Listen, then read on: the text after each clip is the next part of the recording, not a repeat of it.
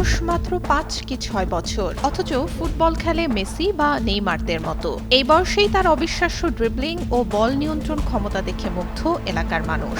চাঁদপুরের মতলবের বিস্ময় বালক সোহান লিওনেল মেসির মতো পায়ের জাদু দেখিয়ে ইতোমধ্যেই এলাকায় পরিচিতি পেয়েছে খুদে মেসি নামে। ছোটবেলা থেকেই ফুটবলের প্রতি তার ব্যাপক প্রেম।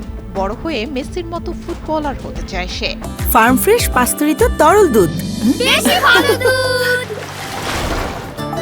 বাবার হাত ধরেই ফুটবল দুনিয়ার হাতেখড়ি তার। প্রতিদিন ভোরে সোহানকে নিয়ে মাঠে নেমে পড়েন বাবা সোহেল। খেলার প্রয়োজনীয় সরঞ্জাম কিনে দিতে না পারলেও বাবা মায়ের স্বপ্ন সোহান একদিন অনেক বড় ফুটবলার হবে, মেসির মতো খেলবে বিশ্বমঞ্চে।